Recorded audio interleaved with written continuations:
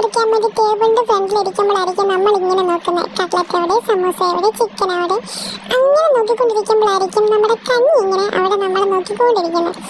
നമ്മൾ നോമ്പ് തുറന്നു കഴിഞ്ഞാൽ അമ്മ പറയും ഇതുപോലെ കഞ്ഞി കുടിക്കുന്നൊക്കെ. പക്ഷെ നമ്മൾ ആദ്യം എടുക്കുന്നത് കട്ട്ലറ്റോ സമൂസയോ ഈ പറയുന്ന അങ്ങനെയൊക്കെയുള്ള എന്തെങ്കിലും സാധനങ്ങളായിരിക്കും. കഞ്ഞിയൊക്കെ നമ്മൾ ഏറ്റവും ലാസ്റ്റ് ആയിരിക്കും കുടിക്കുന്നത്.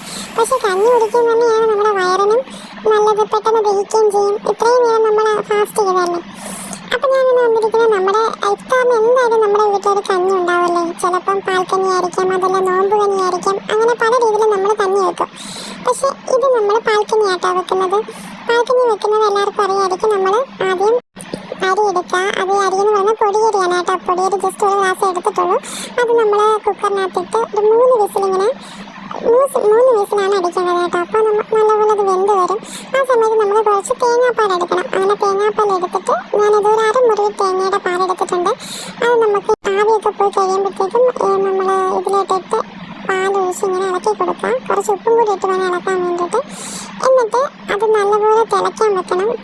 തിളച്ച് കഴിഞ്ഞ് നല്ലപോലെ തണുക്കുമ്പോൾ നമുക്കിത് കുടിക്കാനായിട്ട് എടുക്കാം. അഥവാ ഇപ്പം നോമ്പ് തുറന്ന് കഴിഞ്ഞ് കുടിച്ചില്ലെങ്കിലും നമുക്ക് അത്താഴത്തിനെങ്കിലും കുടിക്കാനായിട്ട് എടുക്കാം. അപ്പോൾ ഇപ്പം പറഞ്ഞത് മനസ്സിലായോ?